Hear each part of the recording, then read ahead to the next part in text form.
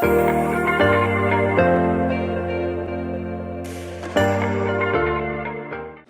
서자 논리로 본 한국 정치라는 주제로 이야기 나누겠습니다. 적자와 서자 뜻은 다 아시죠?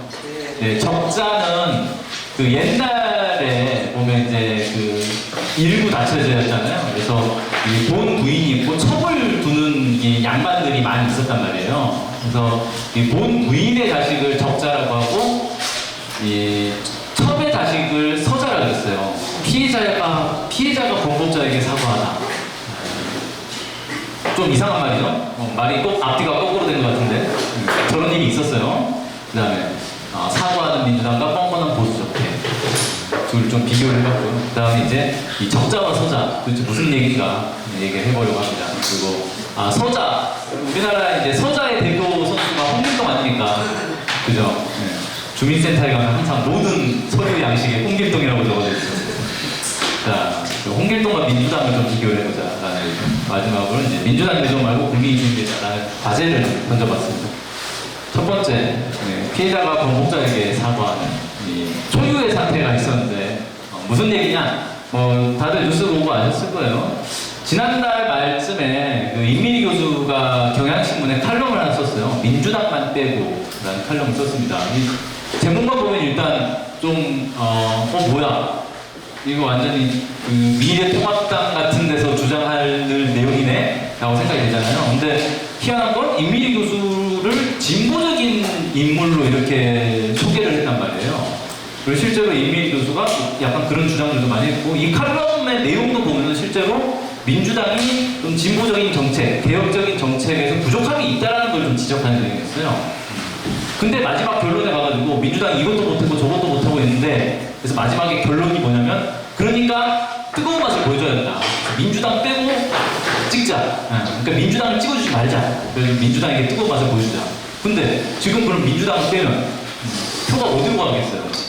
그렇다면 보수 적폐들 손에 갈 거 아니에요.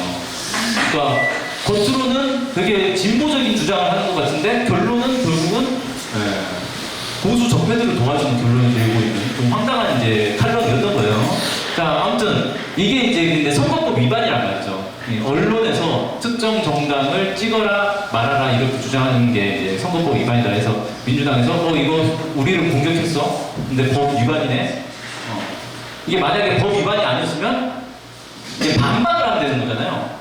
그런 주장을 해? 그럼 우리도? 그럼 미래 한국당 찍지 마, 미래 통합당 찍지 마, 이런 식의 주장을 할 수 있는 거잖아요. 서로 주장을 하면 되는 문제예요. 근데 그게 아니라 일단 선거법을 위반했어요. 그러니까 고발을 해라라고 고발을 했어요. 그러니까 이제 논란이 좀 일었죠. 임민희 교수가 일단 사과를 요구했고 야당들도 막 들고 일어나가지고 표현의 자유가 있는데 왜 그걸 고발하냐, 잘못했다 이런 식으로 이제 공격을 하겠습니다. 언론들도 그렇고 뭔가 이제 지식인들이 막 공격을 했어요. 민주당에 대해서 잘못했다. 그러니까 민주당이 분위기가 좀 이상하잖아요. 자기들은 피해자라서 고발을 했는데 막 공격을 당하니까 안 되겠다 그래서 고발을 취하했어요. 고발을 취하했는데 임민희 교수는 계속 사과를 요구합니다. 지도부가 직접 나서서 사과를 해라. 그리고 지도부가 사과를 하니까 나한테 하는 것뿐만 아니라 국민들한테도 사과를 해라. 계속 요구를 합니다.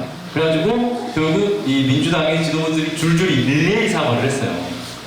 그러니까 기임한테는 계속 사과를 하는 거예요. 근데 이게 이제 상황이 어떻게 돼버렸냐면 처음에 이제 민주당이 고발을 할 때까지만 해도 이거는 선거법 위반이냐 아니냐의 문제였단 말이에요. 근데 사과를 하면서부터는 어떻게 되냐면은 표현의 자유 문제가 돼버렸어요. 임민희 교수는 표현의 자유를 누린 건데 민주당이 그걸 제한을 했다. 그래서 민주당은 어떤 독재 정당이 돼버린 거예요. 표현의 자유를 억압하는. 그렇게 이제 프레임이 짜져버리는 그런 이제 상황이 됐어요.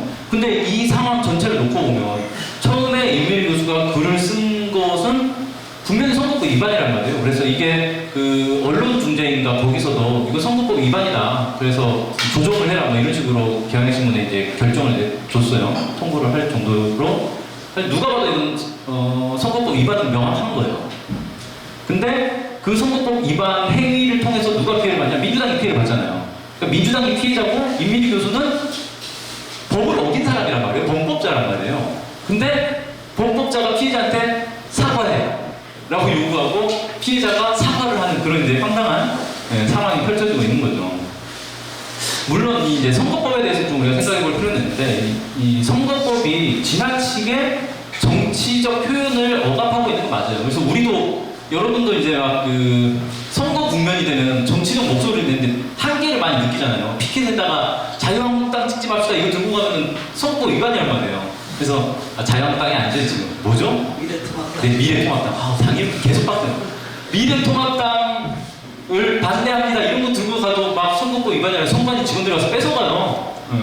완전히 이 표현이 억압되어 있는 거죠. 근데 이 선거법이라는 게 왜 이렇게 지나치게 표현을 억압하고 있느냐? 일반 국민들의 정치 차별을 막기 위해서 이렇게 만들어놓은 겁니다. 그리고 반면에 이제 적폐 세력들은 자기들이 언론도 쥐고 있지, 공권력도 쥐고 있지, 뭐 자본도 쥐고 있지, 다 가지고 있으니까 자기들 하고 싶은 건 암암리에 다 할 수 있는 거예요. 굳이 저렇게 막 피켓 들고 밖에 나가서 이렇게 안 해도 다 할 수 있는 거예요. 근데 일반 국민들이 할 수 있는 건 그런 거밖에 없잖아요. 피켓 들고 나가서 뭐 얘기하고 이런 거밖에 없는데 이런 걸 다 못하게 막아버렸다는 거죠. 그래서 사실은 선거법 자체가 표현의 자유를 지나치게 차단하고 있는 건 맞아요. 그러면은 이걸 개정하기 위한 어떤 노력이 사실 있어야 되는 거죠. 그러니까 선거법이 지금 좀 잘못됐다. 너무 지나치게 국민의 정치 참여를 막고 있다. 그러니까 선거법을 좀 개정하는 방향으로 자유롭게 자기 지지하는 정당이나 반대하는 정당이 있으면 자유롭게 얘기하게 하자. 나 저 정치 싫다. 떨어뜨리자. 이런 얘기 자유롭게 하게 만들자. 라고 이런 방향으로 가면 좋겠는데 뭐 그렇게는 지금 이제 얘기는 안 됐던 거고 어쨌든 민주당 입장에서는 그런 방향으로 갈 수도 있었어요. 임미리 교수가 선거법을 어긴 건 맞지만 표현의 자유 측면에서 또 필요하다고 생각하니까 고발을 하지 않겠다. 다만 우리도 일반 국민들도 자유롭게 정치 의사를 표현할 수 있게 좀 해보자. 이런 식으로 가도 돼요. 하지만 꼭 그렇게 가야 되는 건 아니에요. 어쨌든 민주당은 범법자에 의해서 피해를 입었기 때문에 내가 피해 입은 거에 대해서는 보상을 받아야 되겠다. 고발을 할 수는 있는 거예요. 그러니까 고발을 하든 안 하든 민주당 입장에서는 사실 민주당의 선택의 자유인 거고 피해자가 욕먹을 일은 아니라는 거예요. 뭘 하든. 근데 이상하게 피해자가 욕을 먹는 거예요. 피해자가 고발을 했다가 욕먹고 고발을 취하했는데 사과를 안 했다고 욕먹고 사과를 했는데 국민들한테 사과 안 했다고 또 욕먹고 그래서 참 희한한 상황이 됐죠. 앞뒤가 지금 뒤바뀌는 상황인 거고 임미리 교수 같은 경우는 사실 어떻게 해야 됩니까? 민주당한테 고마워해야죠. 내가 실수로 법을 어겼는데 고발을 취하해서 정말 고맙습니다. 이렇게 얘기해야 되는데 사과를 요구하는 그런 상황이란 말이에요. 그리고 민주당이 사과하면서 어떻게 됐습니까? 임미리 교수는 표현의 자유의 이제 최고봉이 되어버렸어요. 저 사람이 지금 표현의 자유를 위해서 자기가 고발당할 각오까지 하고 저런 걸 했구나. 이렇게 돼버린 거예요. 그리고 민주당은 저 표현의 자유를 억압하는 맨날 입으로는 표현의 자유를 주장하면서 민주주의 주장하면서 사실은 독재 집단이었어. 이렇게 돼버렸어요. 이렇게 낙인시켜버린 거예요. 그래서 이걸 딱 보면서 저 사과를 사실 안 했어야 되는데 그리고 이제 애초에 더 거슬러 올라가면 고발을 할 때도 사실 신중했어야 돼요. 저 고발을 해가지고 사실 좋은 소리 듣긴 좀 어려운 상황이었던 거거든요. 근데 어쨌든 약간 정책적 실수를 이렇게 쭉쭉 하면서 하나도 득을 본 게 없는 상황이 됐단 말이에요. 민주당 말 그대로 임미리 교수가 사실 의도했는지 의도하지 않았는지 모르겠는데 의도했을 가능성이 저는 높다고 봅니다. 그 판에 그대로 걸려든 거예요. 그냥 내가 이 글을 쓰면 민주당이 발끈해서 똥꼬를 차겠지? 라고 생각했을 가능성이 저는 높다고 보거든요. 그대로 걸려든 거예요. 그냥 예상했던 대로. 그래가지고 사과를 요구하면 결국 사과하겠지? 왜? 민주당은 그동안 사과를 요구하면 다 사과를 해왔거든요. 그래서 이제 몇 가지 사례를 좀 보려고 해요. 2000몇 년이죠? 6년. 2006년에 저런 일이 있었습니다. 벌써 14년 전이네요. 그때 이제 북에서 그 핵시험을 하고 막 그래가지고 이제 이 국내외에서 논란이 막 크게 일었어요. 개성공단, 중간선거단 다 이제 중단하고 차단해야 된다. 막 이런 이제 주장들이 막 나오고 이런 이제 이 일이 한창 있을 때 그때 당시에 이제 여당 그의 대표였던 김근태 의장이 개성공단에 이제 방문을 합니다. 그래가지고 어떻게든 이제 남북관계 막 악화되는 걸 막아보겠다. 이렇게 해가지고 방문을 했어요. 방문하고 왔는데 갑자기 이제 엉뚱한 이슈가 막 폭발하기 시작했습니다. 김근태 의장이 북에 가가지고 추판을 벌렸다는 거예요. 그래서 이게 뭔가 하고 봤더니 김근태 의장의 이제 해명은 뭐냐면, 아니 거기서 이제 개성공단 가가지고 막 사람들 격려도 하고 얘기도 나누고 이러다가 이제 저녁 식사를 같이 했다는 거죠. 근데 여러분 그 이제 북한의 이제 식당에 가보면 그런 자리들이 있어요. 식사하고 있으면 앞에 무대에서 이 종업원들 나서 막 노래도 부르고 춤도 추고 공연하는 시설들이 좀 있거든요. 그래서 이제 식사를 하는데 그런 이제 약간의 공연이 있었어요. 공연을 하는 걸 보는데 분위기가 김근태 의장 이렇게 어렵게 왔는데 나가서 좀 이렇게 노래도 부르고 춤도 추고 해보라 이렇게 막 분위기가 된 거예요. 그래가지고 자기는 어쩔 수 없이 분위기상 이제 무대 나가서 잠깐 이제 뻘쭘하게 한 몇 초 서 있다가 내려왔다라는 거죠. 근데 그거를 추판을 벌였다. 지금 막 북한이 핵실험을 하고 지금 남북관계가 막 전쟁 직전으로 가고 있는데 추판을 벌려? 이런 식으로 완전히 그냥 매도를 해버린 거예요. 그렇게 하면서 이제 결국 김근태 의장이 막 해명을 하다가 사과를 합니다. 그래 내가 잘못했어. 이렇게 사과를 해요. 그때 당시 언론 보도들이 이래요. 춤판은 춤판 8주일용인가 홀로스용인가. 아무튼 뭐 엄청나게 춤춘 것처럼 나오는데 실제 무대에 서가지고 그냥 박수 좀 치다 내려왔대요.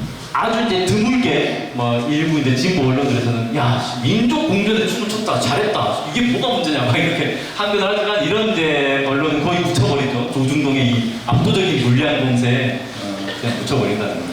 그렇게 해서 결국은 사과를 했어요. 사과를 해서 결국 어떻게 됐느냐? 김근태 의장이 방북해가지고 남북 평화를 위해서 노력하는 것들이 다 헛수고가 돼버린 거예요. 그럼 왜 북에 가가지고 논란을 일으켰냐? 당내에서도 오히려 이제 불만이 나오죠. 북한 같이 욕하고 있으면 되지 왜 북에 가가지고 뭐 평화 이런 얘기를 하고 다니냐?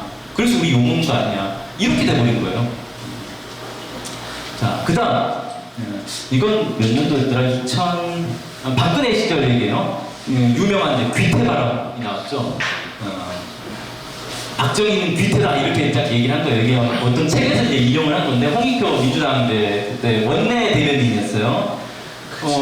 만주국의 귀태 박정희와 기시 노부스케가 있었는데 이 귀태 후손들이 지금 한국과 일본의 정상으로 있다라고 하면서 근데 이 귀태의 뜻이 뭔지 아세요?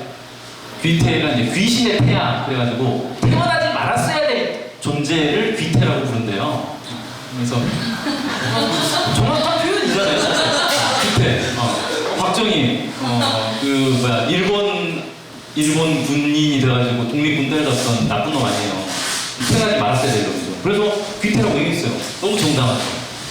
근데 박정희를 귀태라고 한 거는 박근혜를 모욕한 거다. 그래서 국가 원수 모독죄라고 이 여당에서 막 들고 일어나고 언론들도 막 집중파를 때렸어요. 그래서 홍익표 의원님 완전히 고립됐죠 그때. 근데 그렇게 되면은 당에서 홍익표 의원을 지켜주면서 야 귀태를 귀태라고 하지 그럼 뭐라 그러냐 라고 딱 나섰어야 되는데 그게 아니라 잘못했네 너 빨리 사과해 이렇게 나온 거예요. 그래서 결국은 어떻게 됐냐 하루 만에 사퇴해야 합니다. 홍익표 의원이. 참 발언 하나 던지고 두 글자 때문에 원내대변인 사퇴하게 됐는데 이런 식으로 민주당은 기본적으로 어떤 문제가 생기면은 그거에 대해서 일단 바로바로 사과를 하는 그런 이제 아주 착한 심성인가요 이게? 이따 좀 심리 분석을 해보겠습니다. 도대체 왜 이러는지. 자 반면에 이 사람 봅시다. 네. 오뎅을 먹다가 뜬금없이 처음에는 무슨 1800 몇 년, 2000 몇 년 이런 얘기를 하다가 그 1980년에 무슨 사태가 있었지? 막 그런 얘기를 하는 거예요. 그래서 학교도 쉬고 좋아한다 보더라고요. 자, 근데 1980년의 사태가 뭐예요?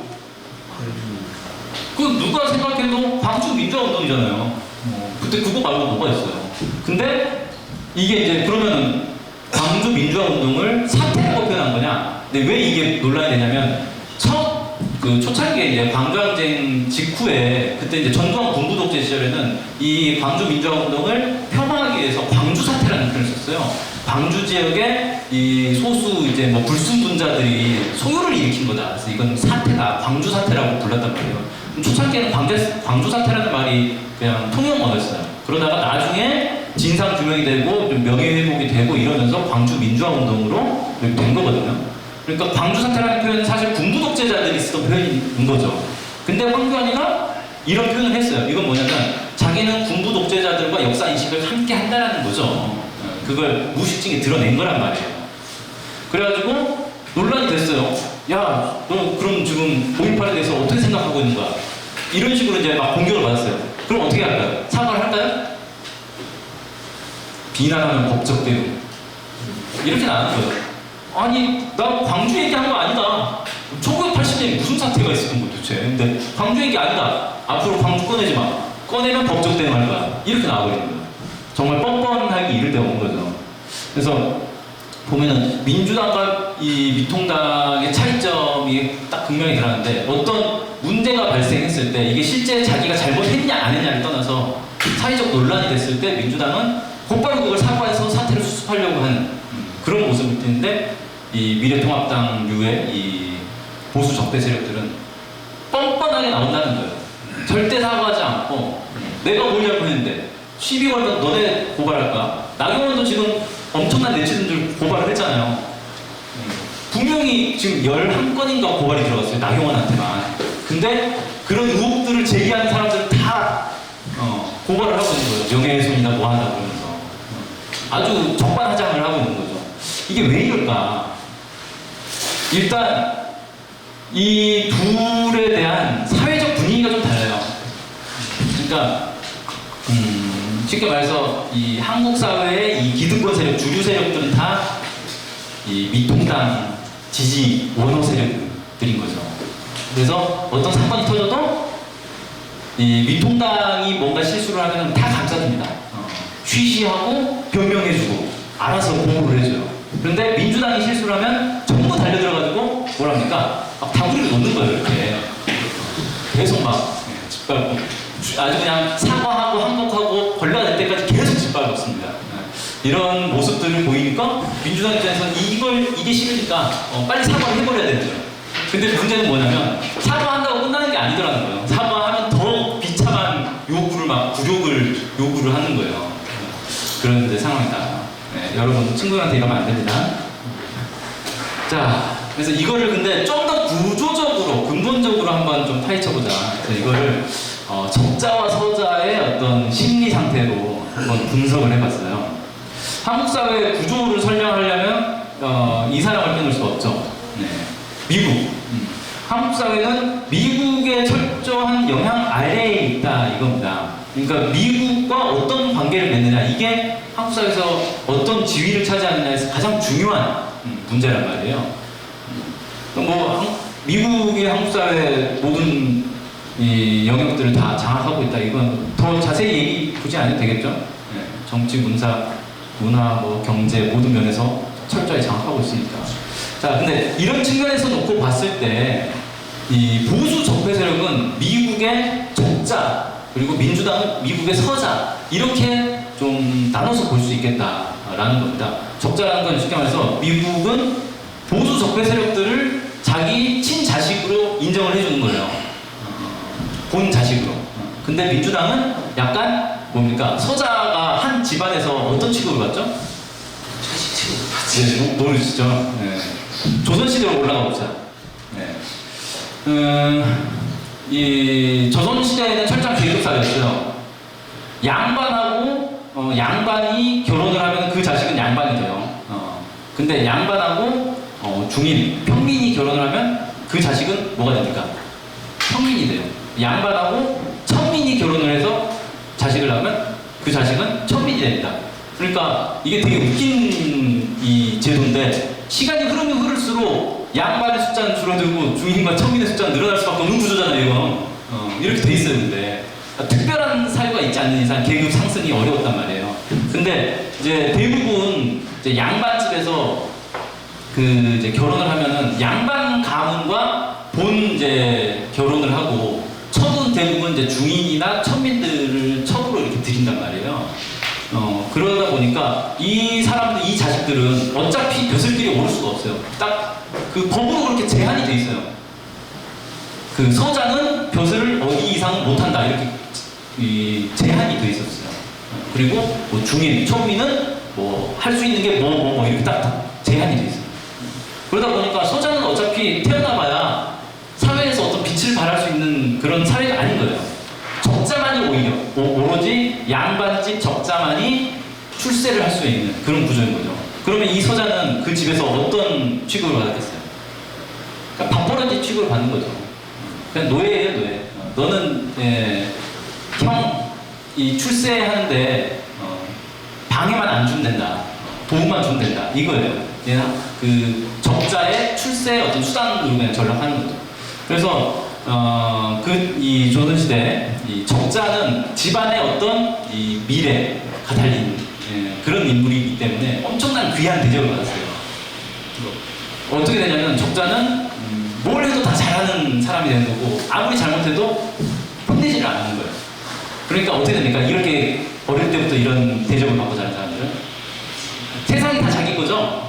자기 잘나는 줄 알아요. 자기가 잘난 줄 알고. 그래서 어떤 일이 생겨도 당당하고 뻔뻔하고 내가 문제 생기면 아빠가 알아서 해줄 거야 이렇게 되는 거예요. 재벌 2세랑 똑같은 거죠. 근데 서자는 어떻습니까? 서자는 잘하면 욕먹어요. 너 왜 형보다 더 잘나? 숨기고 있어. 잘나면 혼나는 거예요. 그러니까 잘난 걸 숨겨야 돼요. 못나야 돼요. 그리고 잘못하면 엄청나게 구박받죠. 핍박받고. 그러니까 항상 눈치를 보면서 살아야 돼요.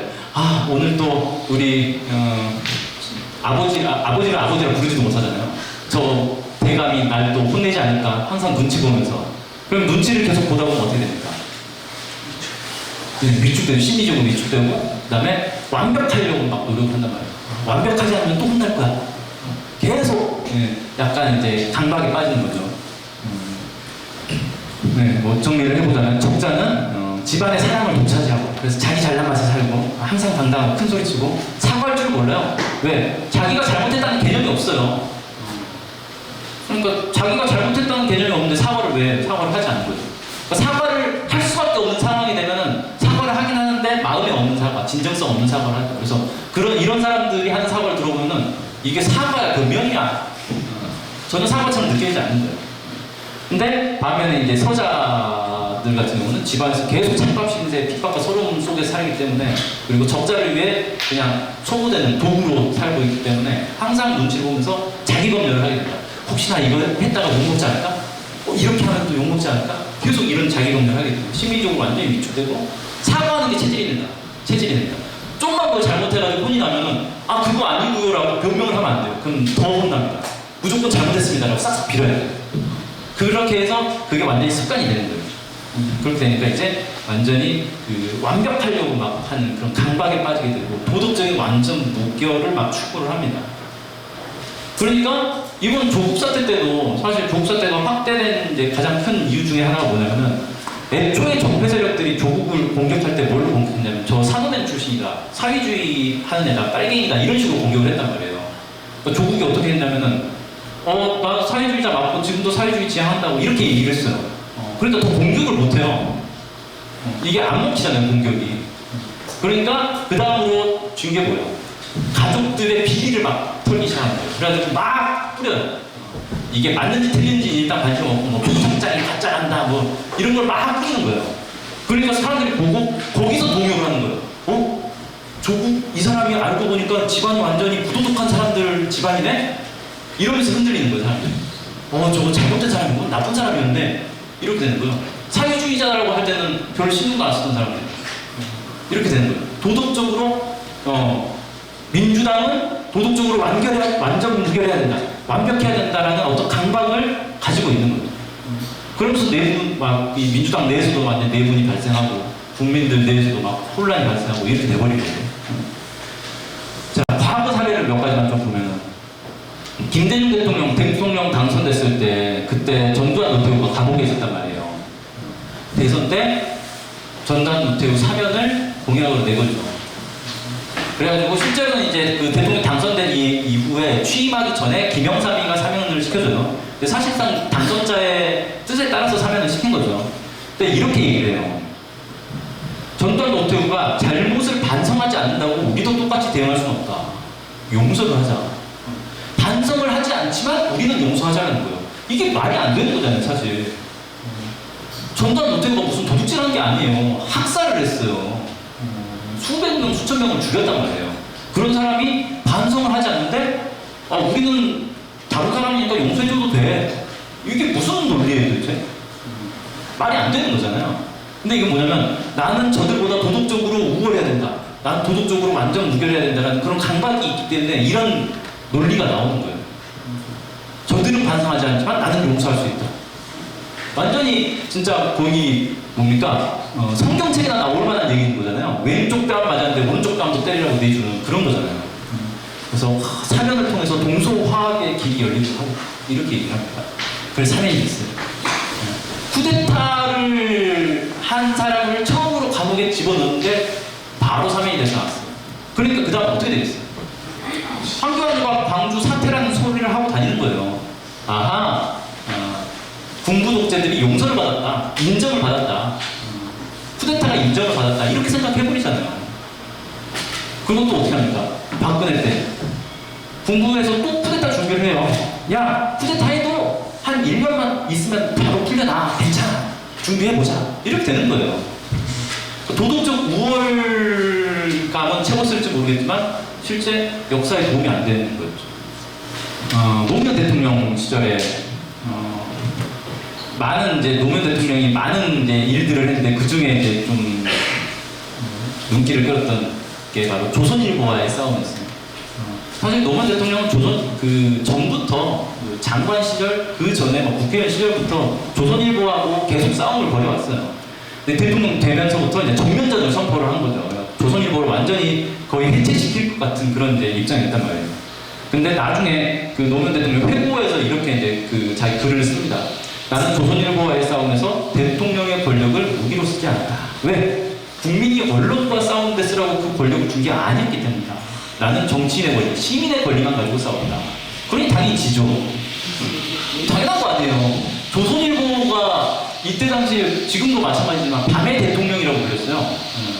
그게 이제 무슨 뜻이냐면 신문이 밤에 인쇄가 돼서 아침에 뿌려지잖아요. 그러니까 밤에 인쇄하는 이 신문을 통해서 한국 사회를 지배하고 있다는 거예요. 낮에는 대통령이 대통령이지만 밤에는 조선일보 사장이 대통령인 거다. 근데 그런 이 권력을 시민의 권리만 가지고 싸웠어요. 아니 그런 적폐의 권력을 없애라고 공권력을 준 건데 그건 안 썼단 말이에요. 그냥 안 되죠. 이게 도덕적으로 맞다라고 생각한 거예요. 이게 민주주의 원리에 맞다라고 생각하고 그렇게 해가지고 지금 어떻게 됐습니까? 여전히 조선일보가 한국 사회를 지배하고 있잖아요. 국민 여론을 자기들 마음대로 왜곡하고 있단 말이에요. 15년이 지난 지금까지도. 이게 도덕적으로는 어떤 우위에 있었을지는 모르겠지만 과연 한국 사회의 민주주의 발전에 도움이 됐을까 생각해보지 않을 수 없습니다. 민주당 이렇게 딱 놓고 보면 민주당은 그래 미국의 어떤 인정을 받지 못하고 친미 독재 세력을 이렇게 부각시키는데 어떤 도구로만 그냥 사용된 그런 측면이 있단 말이죠.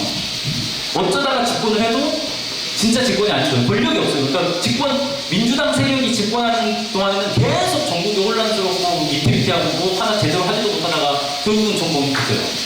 그런 일이 반복된단 말이에요. 그리고 기본은 이 보수 적폐 세력들이 집권을 했고 권력을 가지고 있고 그러면 민주당이라는 세력을 왜 미국은 인정하고 용인하고 있느냐? 보수 적폐 세력만 있으면 국민들이 계속 민주주의를 요구한단 말이에요.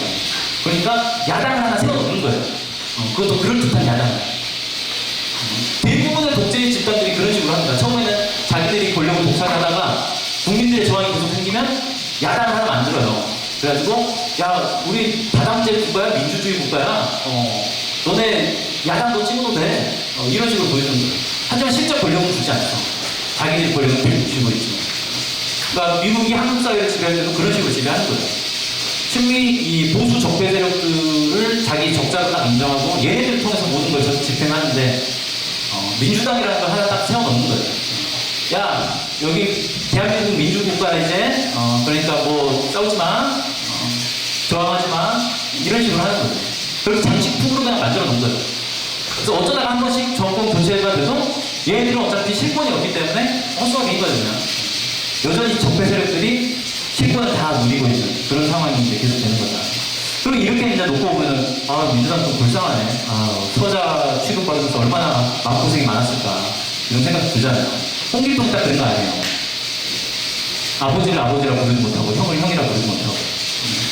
여러분, 그 홍길동이 서자가 아니었다는 거 아세요? 홍길동이 사실 서자가 아니고, 얼자였어요. 그러니까, 첩의 자식, 똑같은 첩의 자식이어도, 이 첩이 양민, 평민이면은 서자라고 부르는데, 첩민의 자식이면은, 첩이 첩민 출신이면은, 얼자라고 불렀어요. 그러니까 서월 제도라고 해요, 서월 제도. 서자와 얼자가 또 다르니까, 서자보다도 더 천한 거예요. 그 홍길동의 엄마가, 사실 그 홍길동 아버지가 엄청난 그 재력과 권력가였거든요. 그 집안의 그냥 몸종이었어요. 몸종인데 이제 강제로 관계를 해가지고 홍길동 태어난 거예요. 첩으로 맞은 거예요. 되게 불쌍한 존재인 거죠. 그래서 이제 홍길동이 어쨌든 아버지를 아버지라 부르지 못하고 형이라 부르지 못하고 막 비참해 하고 있으니까 아빠가 와가지고 그냥 아빠를 불러라 라고 했는데 그렇게 해가지고 문제가 해결이 된 게 아니고 그 집안 내에서 신이 질주를 받은 거예요. 홍길동 너무 재주가 뛰어나니까. 그래서 쟤 때문에 우리 이 적자가 빛을 못 보겠다 해가지고 암살을 하려고 하죠. 그걸 피해서 도망간 거예요. 자, 그러면서 이제 홍길동전이 시작됩니다. 근데 홍길동 어쨌든 불쌍한 이제 이 환경에 처했다가 의적이 돼가지고 막 율도 없고 만들고 그러는 건데 그럼 민주당도 그러면 이제 불쌍한 처지에 있는 거냐? 그건 아니라는 거예요. 홍길동과 다르다. 뭐가 다르냐? 민주당은 서자로 태어나가지고 불쌍하게 살고 있는 게 아니고 스스로 권력을 위해서 서자로 들어간 거예요. 미국 친미 집안이라는 어떤 이 집안에 서자로 들어간 거예요. 서자로라도 들어가면 언젠가 기회가 오지 않을까? 라고 해서 들어간 거예요. 노무현 대통령 같은 경우 대선 시기에 뭐라고 했습니까? 미국의 노라고 말할 수 있는 대통령이 되겠다. 사진 찍으러 미국 가는 그런 대통령이 되지 않겠다. 이렇게 얘기했어요. 대통령 당선되자마자 바로 미국 가잖아요. 그때 당시에 TV에서 노무현 대통령이 그런 걸 좋아했어요. 국민들하고 직접 각본 없는 대화하는 이런 거. TV 토론에 딱 나가가지고 일반 패널들하고 막 즉석에서 질문 대답하고 막 이런 게 있었어요. 그때 어떤 선생님이 미국에 가가지고 그런 굴욕적인 모습을 보이고 왔는데 이걸 어떻게 설명해야 되느냐라고 하니까 뭐라고 하냐면 얘는 그 한신의 고사를 얘기합니다. 한신도 우리 안에 가라앉는 밑을 기었다. 근데 이걸 이제 이 토론을 진행했던 사람이 손석희였거든요.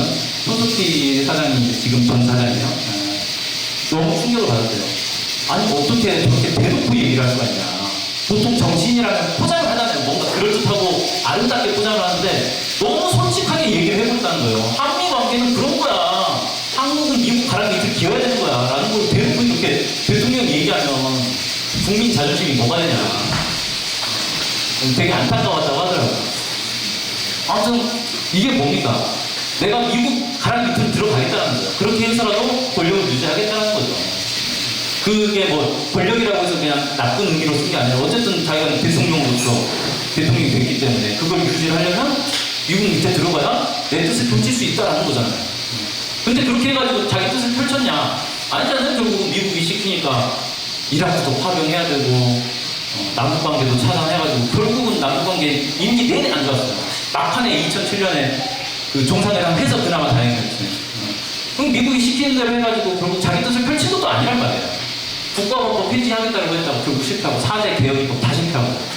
그러니까 무례한 가랑이 밑을 기어가지고 자기 뜻을 펼치면 그나마 다행인데 펼치지도 못하고 그냥 미국 밑으로 들어간 거예요. 송 시장, 박원순 시장. 네, 제가 엄청 좋아하고 존경하는 변호사였어요. 국가보안법 연구라는 책 혹시 보신 적 있나요? 네, 국가보안법으로 재판받았던 사람들 아마 읽어봤을 거예요. 1989년부터 쓰기 시작해가지고 3권의 책을 썼는데 엄청 두꺼운 책이에요. 저도 이제 한 20여 년 전에 국가보안법 재판 준비하려고 그 책을 막 탐독을 했는데 진짜 그때 당시에 국가보안법 이 폐지론자들의 최고 권위자, 최고 교과서 같은 책을 쓴 최고 권위자였단 말이에요.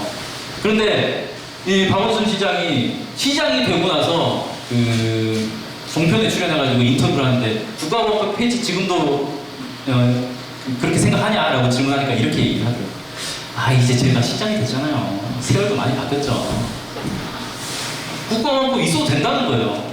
아, 사람이 입장이 이렇게 바뀝니다. 자, 이게 왜 이렇게 입장이 바뀌었겠어요? 박원순 시장이 원래 시민운동가 출신이에요. 정치권에 없었어요. 근데 시장이 되고 민주당에 입당을 했어요. 민주당에 지지 기반이 있겠어요? 전혀 없죠. 그러니까 민주당 안에서도 계속 그냥 왕따 신세였어요. 아무도 박원순 시장하고 같이 안 놀아줬단 말이에요. 그럼 어떻게 됩니까? 서울시장 하면서 너무 힘든 거예요. 그러니까 야, 안 되겠다. 내가 체제 밑으로 그냥 납작 기어 들어가야겠다 라고 생각하고 종편에 출연해가지고 아, 국가방법 만세 이런 거예요. 그냥 이렇게 하면 아, 민주당도 나를 인정해 주겠지, 미국도 나를 인정해 주겠지, 이렇게 되는 거죠. 그래서 민주당이 당연히 미래통합당 같은 이런 보수 적폐 세력들보다 훨씬 개혁적이죠. 개혁적이긴 한데 결국은 친미 집안 밑에 권력을 위해서 들어가 있는 상태란 말이에요. 그 안에서 그냥 서자 노릇을 하고 있는 거예요. 그렇기 때문에 이거는 불쌍한 게 아니고 그냥 한계인 거죠. 그냥 기회주의적 한계를 가지고 있는 거다, 이렇게 봐야 되겠다. 그리고 지금까지 수십 년 동안 민주당이 해온 것을 놓고 보면 민주개혁 영역에서 성과가 있었어요. 분명히 성과는 있지만 근본적인 발전은 불가능하다. 결국은 다른 데 책밖에 놓듯한 거다, 이거. 이런 걸 우리가 알 수 있습니다. 그럼 대안은 뭐냐? 친미 집안 안에서는 안 된다는 거예요. 친미 집안 밖에서 해야 한다 라는 게 대안이거든요. 네. 그래서 민주당에 의존하지 말고 국민이 주인이 돼야 되겠다라는 거고요. 몇 가지 사례만 얘기해 드릴게요. 아, 이거 기억나십니까, 여러분? 아, 추억의 캠핑장이네요. 네. 박근혜가 대통령이 딱 되자마자 곧바로, 사실 박근혜 대통령 취임하기 전부터 이미 이 대선은 부정이다라고 주장하는 사람들이 있었습니다. 국정원이 선거에 개입해가지고 이 부정선거를 한 거다. 그래서 이건 대통령을 인정 못하겠다. 그래가지고 그때 유행했던 말이 대통령이었어요. 국정원이 댓글 달아가지고 대통령 만든 거다. 온갖 의혹들이 막 다 나오고, 그래서 국민들이 2월달에, 그러니까 취임식 하기 전부터 계속 투쟁을 벌였어요. 그러니까 이제 그 투쟁이 계속 발전하면서 여름 시기가 되니까 아, 우리 여름 휴가를 국정원 앞으로 갑시다 라고 해서 이 용감한 청년들이 국정원 앞에서 텐트를 치고 막 이 국정원을 감시하겠다 이렇게 했는데, 이때 당시에 이렇게 막 투쟁을 하는데 그때 이 선거가 이제 부정선거였다라는 거를 막 깊이 연구하는 분이 한 분 있었어요. 되게 이제 친노 세력 내에서 노사모 이런 쪽에서도 꽤 이제 지위가 있는 그런 분이었는데, 제가 이제 물어봤어요. 아, 이런 연구 되게 많이 했는데 민주당 가가지고 좀 같이 하자고 하면 안 되냐 그랬더니, 안 그래도 이미 민주당에 가서 여러 번 얘기를 했다는 거예요. 이거 부정선거다, 싸워야 된다. 아무도 거들떠 보지 않더래요. 이미 대선 투표 끝나자마자 민주당은 대선 결과 승복 발표하고 멋진 거죠. 아, 나 결과 승복했어. 부정선거 뭐 일단 승복했어. 이런 끝이에요, 그냥. 결과 승복했는데 이제 와서 뭐, 아, 나 못해. 부담되는 거예요. 이거 부정선거다, 투쟁하자. 이게 부담되니까 모른 채 해버리는 거예요. 그래서 국민들은 열심히 밖에서 그 추운 겨울날부터 여름 더위 땀 뻘뻘 흘리면서 투쟁을 하고 있는데 모른 채 하고 있다가 6월달 되니까 어떻게 됐습니까? 서울대부터 시작을 해가지고 전국의 온갖 학교들이 다 성명서 발표하고 치국선언 내고 막, 그러니까 그 다음에 이제 교수들 나오고 종교인 나오고 각계각층이 다 나오기 시작한 거예요. 그러니까 그제서야 민주당도 아, 이게 투쟁 안 하면 안 되겠네. 그제서야 이제 결의대회하고 막 이런 거 하더라고요. 그러니까 결국 뭐냐? 국민들이 주인이 돼서 막 투쟁을 하면 민주당은 견인이 되는 거지, 민주당이 앞장서서 투쟁을 하는 건 아니다라는 거예요. 박근혜 때도 마찬가지예요. 박근혜 탄핵 국면에서도 이건 여러 차례 얘기를 했으니까 더 자세히 얘기할 필요는 없을 것 같고, 한 가지 사례만 얘기할게요. 그때 당시에 박근혜 탄핵 촛불 한참 막 있을 때 민주당에서 뭐 몇 가지 주장들을 했는데 그 중에 하나가 거국 국민내각을 구성을 하자, 그럼 인정해주겠다, 뭐 이런 식으로 주장을 합니다. 제안을 했어요. 그때 당시에 이제 촛불 국민 쪽에서는 이게 뭔 소리냐 라고 했죠. 국민은 루비콘강을 건너는데 야당이 오히려 눈치를 보고 있다, 이렇게 비판을 합니다. 우리는 이미 탄핵 퇴진 얘기하고 있는데 너는 무슨 고국내각이야 지금. 이상한 소리 하고 있네? 라고 한 거예요. 근데 재밌는 건 새누리당하고 박근혜가 고국 국민대가 수용을 했어요. 받겠다. 총리한테 다 넘겨주겠다. 이렇게 박근혜가 얘기를 합니다. 국회에서 총리 추천해주면 그냥 나 무조건 수용하겠다. 그러니까 민주당이 당황하는 거죠. 그게 아니고 조건에 맞지 않기 때문에 난 수용 못하겠다. 이렇게 해서 이걸 가지고 이제 이 사람 누군지 아세요? 정진석이라고 그때 당시에 그 새누리당 그 원내대표 그런 사람인데 이렇게 얘기합니다. 야 그냥 차라리 하야하라고 해라. 뭐 이렇게 뱅뱅 돌려서 얘기하냐. 어차피 받지 않고서 너네가 먼저 제안해가지고 우리가 수용하니까 걷어차고 뭐 이게 한두 번이야? 개헌 특검도 하자고 그래서 했더니 또 안 한다고 그러고 야당이 원하는 게 뭐냐? 국정을 혼란스럽게 만든다는 건 아니냐? 막 짜증을 낸 거예요. 근데 사실은 이게 뭐냐면 새누리당이 파는 함정에 걸린 거예요. 사실은 저런 제안을 하면 저걸 반창하면서 실제로 이 새누리당이나 그때 박정희 박근혜 정부에서 민주당이 주장한 것들을 그대로 수용한 게 아니라 이거를 민주당이 받지 못할 만한 조건을 가지고 그런 형식으로 수용을 했단 말이에요. 그러니까 그러면서 언론에는 민주당이 제안해서 우린 수용했다라고 막 퍼뜨리는 거죠. 그럼 국민들이 볼 때는 어떻게 되겠어요? 아니 민주당은 왜 자기들 제안해놓고 정작 박근혜가 받으면 그걸 안 해? 이상한 애들이네? 이렇게 돼버리는 거예요. 그런 식으로 자꾸 몰고 가는 거죠. 함정에 빠지는 거예요. 애초에 저런 거 주장할 때 쟤네들이 고국 중립내각 같은 거 주장을 하면 쟤네들이 어떻게 나올지 몰랐을까? 한두 번 당한 게 아닌데. 근데 왜 탄핵, 퇴진 정확한 목표를 얘기 안 하고 그렇게 자꾸 배를 꼬고 중간중간 뭘 하려고 그러고 그렇게 해가지고 스텝을 자꾸 꼬는지 이게 뭐냐면은 기회를 보는 거예요. 지금 국민들하고 보수적 세력들하고 막 싸우는데 어디가 우세한지가 뚜렷하지 않은 거예요. 그러니까 이 편에 붙어야 될까 저 편에 붙어야 될까 잘 모르겠으니까 애매한 조건을 한번 내걸어보자. 이런 식의 플레이를 지금 하고 있는 거예요.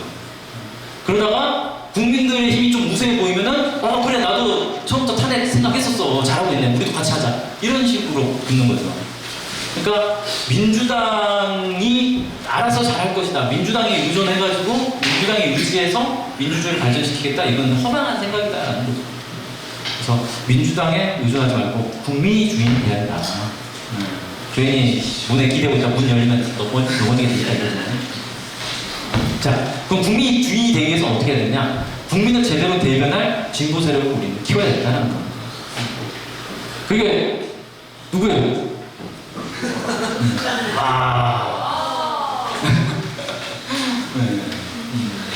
지금 뭐 진보를 표방하는 사람들 많이 있죠. 하지만 한국 사회에서 한국 사회에서 가장 진보적인 정당이 어디인가라고 생각했을 때 국민의 뜻을 가장 정확하게 대변하고 있는 정당 하면은 민중당이라고 얘기를 할 수 있겠지만 지금 민족 자주의 영역에서 평화와 통일의 영역에서 민주주의의 영역에서 가장 원칙적이고 올바른 노선과 정책을 가지고 있는 정당이면서 그 기층에 깊이 뿌리 내리고 있어요. 노동자, 농민, 이 기층 민중들의 투쟁에 가장 밀접하게 결합해서 함께 투쟁하고 있는 정당이기도 하고. 그래서 실제로 이번에 이제 민중당에서 이 총선을 앞두고 민중 경선제라는 걸 했어요. 선거 인단을 지금 이제 모집까지 한 거죠. 아직 이제 경선제 저기는 안 했고 모집을 했는데 엄청나게 많은 사람들이 참여를 했단 말이에요. 실제 많은 이 어떤 언론에서 완전히 외면을 해가지고 인지도가 많이 떨어져서 그렇지 실제 기층에서는 정말 활발하게 활동하고 있고 기층 민중들과의 관계가 탄탄한 그런 정당입니다. 그래서 민중당을 통해서 우리가 어떤 이 국민이 주인이 되는 그런 세상을 열어내야 되지 않을까 생각이 되고 이번에 선거법이 개정이 되면서 사실 기회가 열렸어요.